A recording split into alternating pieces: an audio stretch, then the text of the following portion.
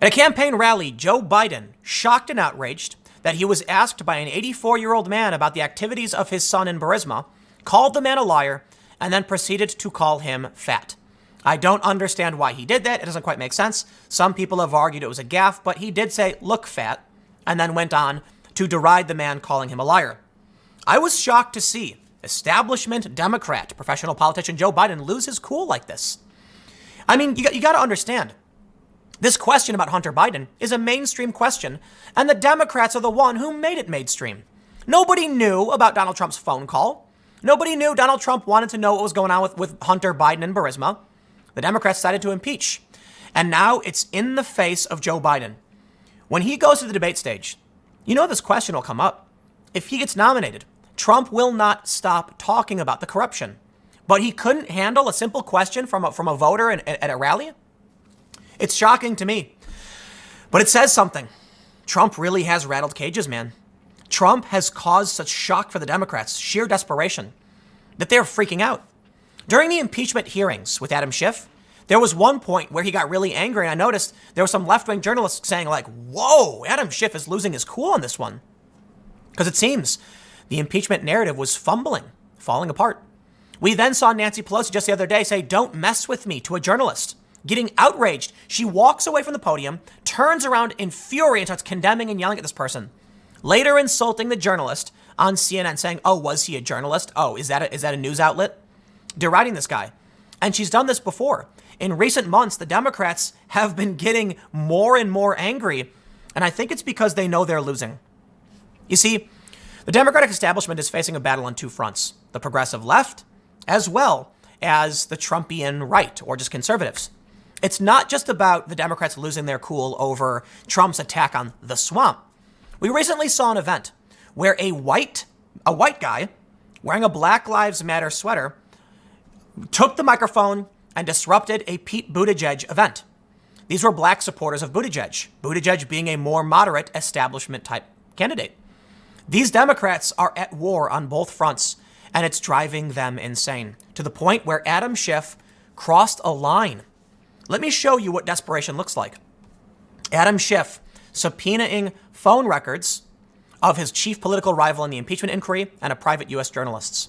And I have a quote here from the Wall Street Journal, but here's what I want to do. The real story today is an op-ed from CNN. Donald Trump was elected to break the elite. Of course they want to impeach him. I want to talk to you, starting with this story. I want to read you this op-ed, which is amazing. CNN published it. Trump is winning. He was brought in to break the elite, and it's working. Trump wasn't necessarily brought in by everybody to be a great leader. And that's a fact, whether anyone wants to accept it or not. Many people voted for Trump because they knew he would disrupt the system that was broken, that he would challenge these people to their core, and he's done it. And now we can see what really happens. Trump asked a simple question of a Ukrainian president. In desperation, the Democrats launch an impeachment inquiry. This brings the story front and center in the biggest Streisand effect we've seen yet. And an 84-year-old man who is just outraged that Joe Biden's son would have this job is insulted. Joe Biden snapped, lost his cool, because the Democrats are breaking down, because Trump was brought in to break the elite, and it worked. Before we move on with this story, head over to timcast.com/donate if you'd like to support my work. There are several ways you can give, but the best thing you can do, share this video if you think I do a good job. It really, really does help. The other thing is this video and all of my segments appear as a podcast every day on all podcast platforms, Spotify, Google, Apple. Go subscribe. That helps too. Let's read this story, surprisingly, from CNN.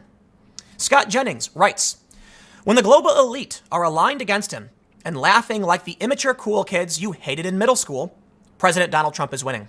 When the liberal law professors are neglecting their Thanksgiving turkeys to read congressional transcripts and snarking about Trump's 13-year-old son, Trump is winning. When the politicians are mad, so mad that they shut down all policymaking to impeach the president of the U.S. on what constitutional scholar Jonathan Turley called wafer-thin evidence, Trump is winning. And let me add one more thing.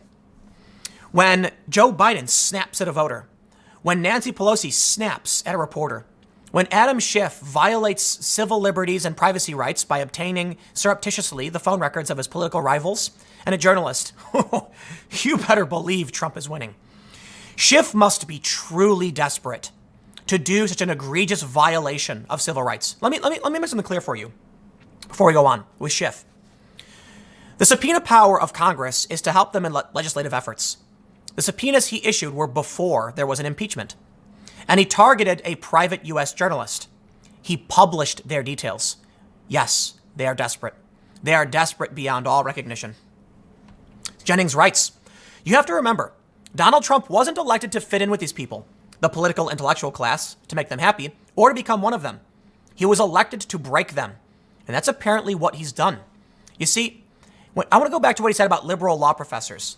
Now, this is a point I made several times, but we have new breaking information. You see, today, the November jobs report came out. 266,000 jobs were added. Unemployment at a 50-year low, 3.5%. Wage growth reaching 3.1%. This is explosive. Even CNN TV ran a segment saying, this is huge. These numbers are fantastic. Why is the economy growing and doing so well? Did you know that we added 54,000 manufacturing jobs in the November report? What do you think happens when the American people get news like this? That whether you like the guy's character or not, Donald Trump's plan is really helping create jobs and bolster the economy. And then you see snooty liberal elites snarking on TV, talking about their opinions of why the orange man is bad. I don't think you're going to win this one. I think you're proving exactly why Donald Trump was brought in the first place. To some, he was the savvy businessman, the art of the deal, who was going to do a great deal, the best deal. We'll have the best deal ever. And sure enough, the House Democrats haven't even voted on it. But Trump made that deal, USMCA. That's what many people saw him as. I think still many people see him as a bad character, but some people saw that bad character and said, this is what we need to push back on the encroaching political correctness and moral authoritarianism. And others said, Trump is just a madman. Yep, Trump is a madman. And they voted for him. You know why? Because they knew he would disrupt the establishment elites. He would send them spinning and reeling and frustrated and angry. And he's done all of those things. The economy is good. He has pushed back on political correctness. And now he's got these top establishment Democrats in full-on panic mode. Let's read a little bit more of this story. He says, after Wednesday's House Judiciary Committee hearing featuring 3 liberal law professors and Thursday's announcement by Speaker Pelosi that her conference is moving forward with impeachment, the die is cast. Donald Trump will be the 3rd president in American history to be impeached by the House of Representatives. And honestly, that's just fine with Trump supporters.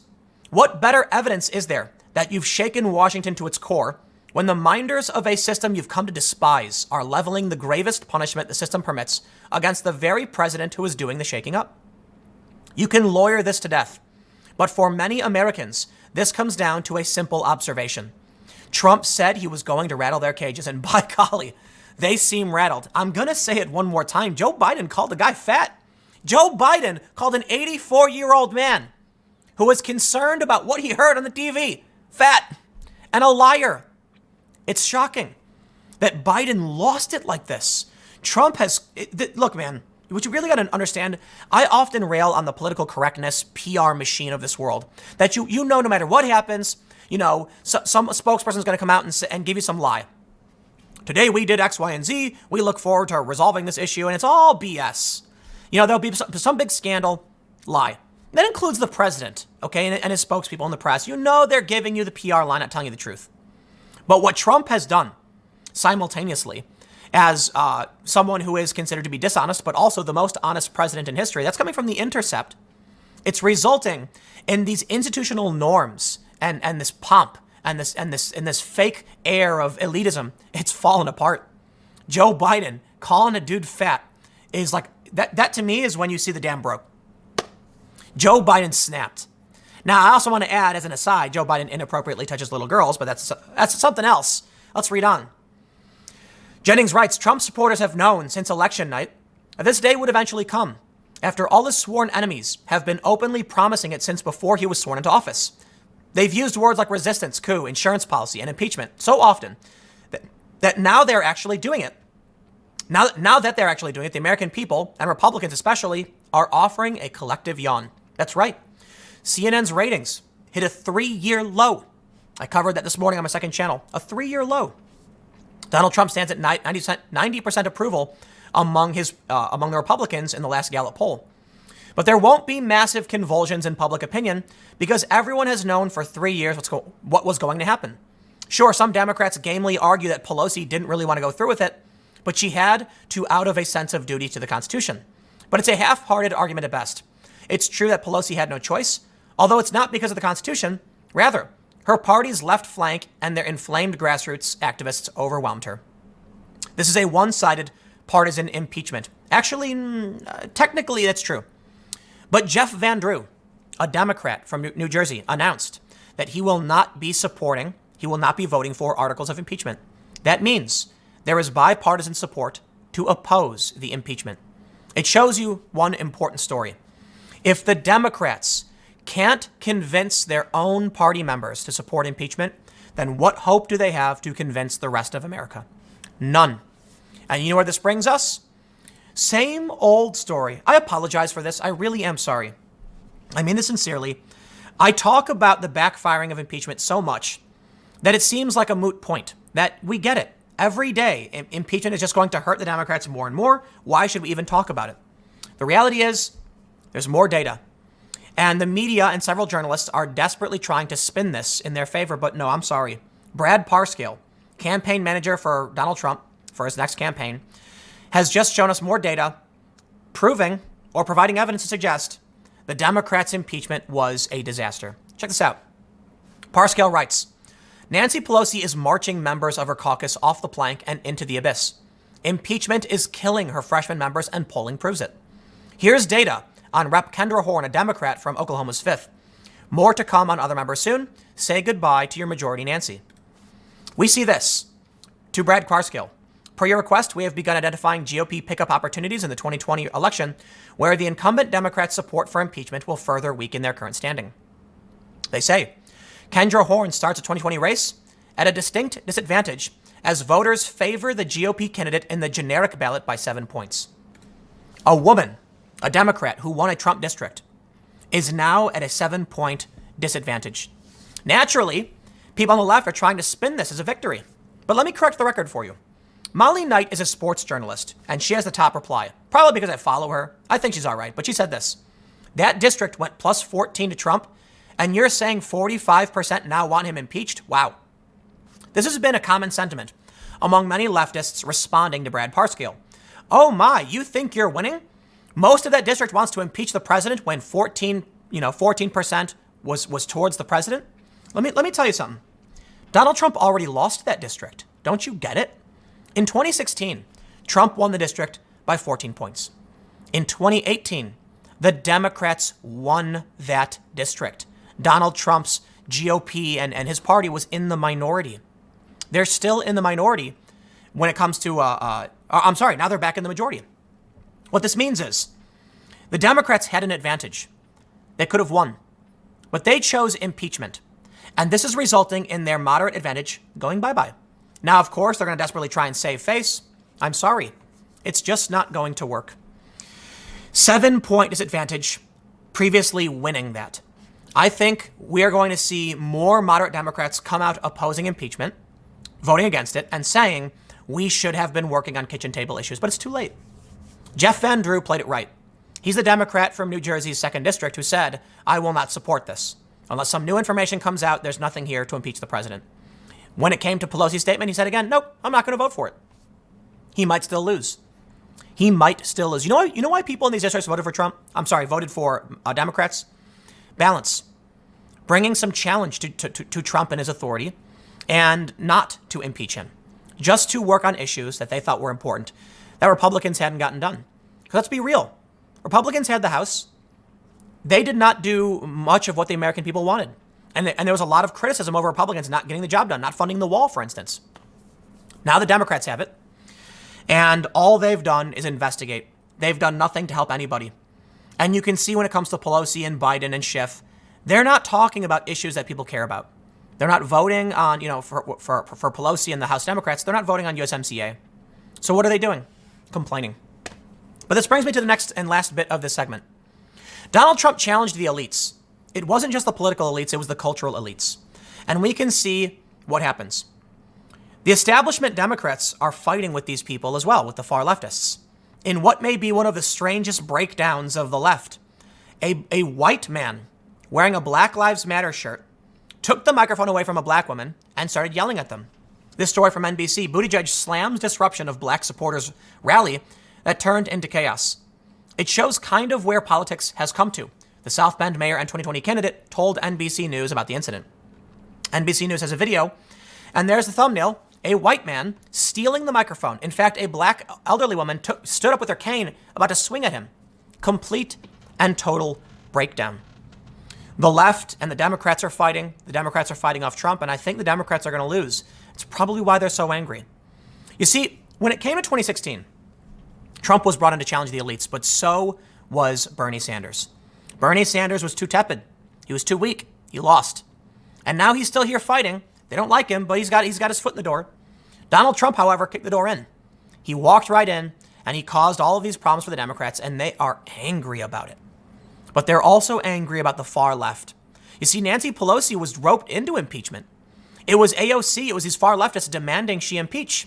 Finally, she caves, and now the moderate Democrats are losing and will likely lose to Republicans. This gives us another important bit of information pertaining to the election.